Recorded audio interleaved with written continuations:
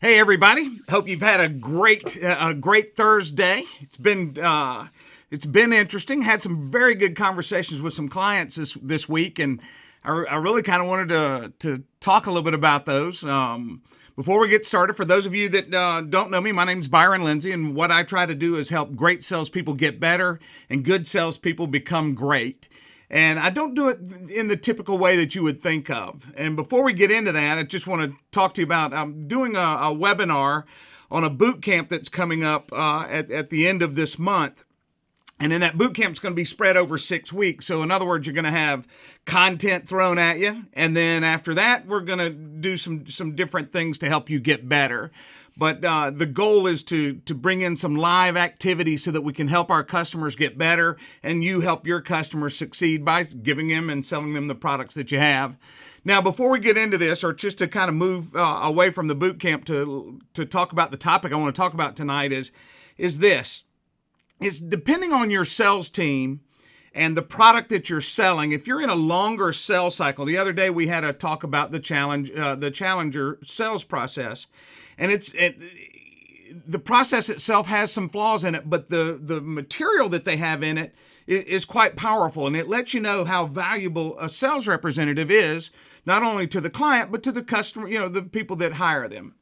But one of the big questions I had is a friend of mine's got a company where he hires people that it takes 2 to 3 years for him to recoup his cost of hiring. In other words, they don't break even on those reps until after the second or third year, depending on how well they perform. So when in the discussion, when talking to him, I was asking, hey, what does your boss do? It's not his company. He works for the company, but I'm like, what does your boss do to help the team get better? And his exact words to me, and it was powerful. He's like, Byron, when you're paying, $100,000 base, or you're paying $120,000 base, those people are supposed to come in with skills. They're supposed to have a skill set. So when you hire them, you pretty much let them go out on their own to do it. And after that conversation, I started asking some of my other clients, it's like, hey, you're running into the same thing. What percentage of those representatives survive? And he's like, what do you mean? I said, well, if you're paying a base salary of $100,000, $120,000, some people can live on that. So they're gonna hang out for a while. And they may have been successful in another job knowing how to sell, but have they been able to translate it into your world? So that kind of brings us to the advice that I gave the gentleman that I was talking to. And it's this. Just because you have a long sales cycle doesn't mean you shouldn't inspect what you expect. In other words, if one friend does trade shows, and I asked him, what's your closing rate out of a trade show? And he's like, you can't measure that. And I'm like, yes, you can. It may be a very, very, very, very small closing rate, because think about it. When you're doing a trade show, there's a ton of people that come by. They put their name in the hat for something free, and then you try to follow up with them. But ultimately, you can figure out what that closing rate is. Well, it's the same thing if you're selling something that has an application process, or a process that you go through to ultimately close a client. How many appointments are you setting? You've got to look at those things. And I understand when you're dealing with a representative at that level, they think, who are you to inspect? Well, ladies and gentlemen, if you're paying the bills, you have the right to inspect. And if those people are out there doing it, let's say you've had someone out there 2 to 3 or 4 months, and they're not hitting some of the keys that are sending you a message that they're going to close some business, you've got to lay out some groundwork here to help move them along, or either move them along. In other words, I don't want to pay somebody for 1.5 years, 2 years at $100,000 and some odd a year base salary, and they never close a door. And just because they did well at another location doesn't mean that they're going to do well now. And that brings us to some of the things that we're going to cover in the Byster Boot Camp, is looking at compensation, looking at expectations, and how you should be held accountable as a sales representative and a company who hires people. No matter what level in a sales process, you've got to inspect what you expect, and you've got to lay out what you expect clearly. Even if it is a higher end representative, you got to say, hey, here's what I expect for you to do.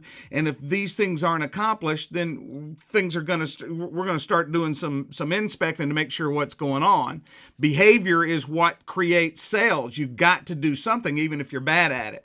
So back to the process here. So when I'm talking to this gentleman, it made good sense to me, but the question I had was actually similar to what I'm talking about from a boot camp perspective. Think of it. If you've got reps spread all over the country, should you as a business owner hire somebody who truly understands sales, hire someone who's working to keep those people held accountable? Because think of this, the process that I heard, you bring them on board, you put them through training, you explain to them how you want things done from your product perspective, you give them a little bit of sales training, and then poof, you push them out in the field, go get them, Tiger. Well, the problem is you may be good selling one product and now you've shifted into another industry, and you've got to you've got to translate those skills to where it fits in the product that you're selling now. It's similar, I've always said that a sales process is like a plane taking off. When you have your opening, it's when you're coming off the ground, and if the wings do this, you could die. So when you're doing an opening, don't take any risk. Make it pretty solid. Then when you get up in the air, you can start taking risks. You can ask different questions. You can push. You can ask hard questions. The things that you want to find out, ladies and gentlemen, sometimes it's not comfortable for a client to admit to you that they're not doing something right.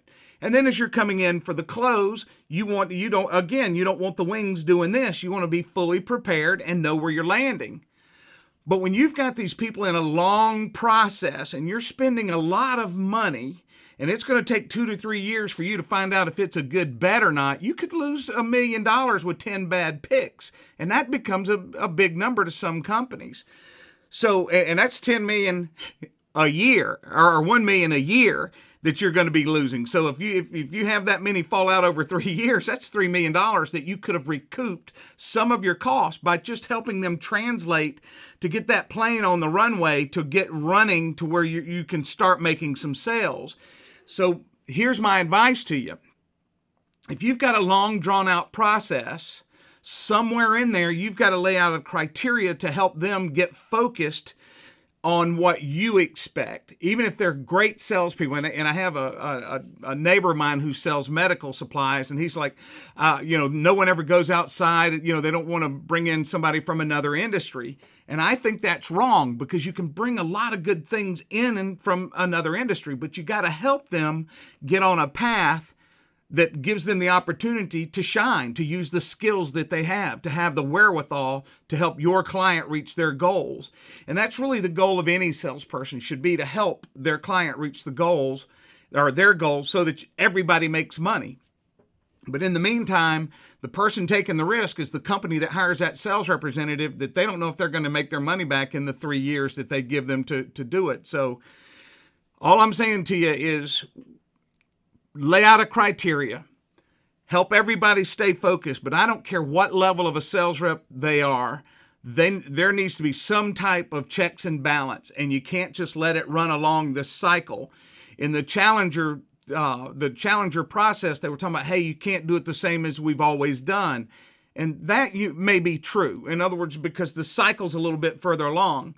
But if they're not getting applications, or they're not meeting with the right people in a company, and that's another thing where everything is subjective. The thing I love about the challenger process, and I'm not knocking it because I think it's some good things, but what happens in the challenger process is these people, they are with their own, they're giving their opinion based on where they are. They're labeling people at a certain personality. And I'm willing to bet you if you took those same people and introduced them to someone else in your sales company, they would identify them differently. So you've got to have some checkup to make sure things are moving along so that you don't end up losing millions of dollars in the meantime. The second thing that comes out of this too is this. How many customers, if you don't close them, if you don't get them to buy your product, how many customers are getting hurt by them not seeing the value of what you bring? So as you're working through this, always try to focus on helping your clients reach their goals, help them see the value of the product that you bring to the table, help that sales rep stay focused and learn the processes to use the skills that they have to close that business, and ultimately bring it to where we bring some money in the house and everybody wins. Now, look, again, if you get a chance, go to BysterBootCamp.com. It'll give you some information on when we're doing a webinar. The webinar is going to be very short to the point. It will be live, so that I want some interaction. If everybody gets a little nervous the first time coming on, but it's just like the boot camp that we're going to do. It's not recorded. It's going to be a live boot camp run over a 6-week period. I look forward to hearing from you. If you've got any questions, feel free to send me or respond at the site there, and you'll get all my email information at that point in time. Hey, it's been a pleasure doing this video. Set your goals in life, make things happen. If you're a salesperson and you don't have anything doing any verification of where you are and where you want to be, you need to put your own rules into place if your company hasn't put them there. I'm going to give you a hint because it is kind of interesting. Some of the sales representatives that I've been working with, they're like, I don't know if my job's on the line or not. And the first question I ask is, what are your numbers? Where are you positioned? How are you performing among the team? And it shocks me how many people have no idea what their numbers are anymore. And it just throws me for a loop. I'm used to always knowing what the numbers are, and I don't care how long your sales process is. But hey, if you've got something out of this, please share it. If you got any questions, please go to my website, ByronLindsey.com. Look forward to hearing from you. You have a wonderful evening. And for the boot camp, go to BysterBootCamp.com. Take care.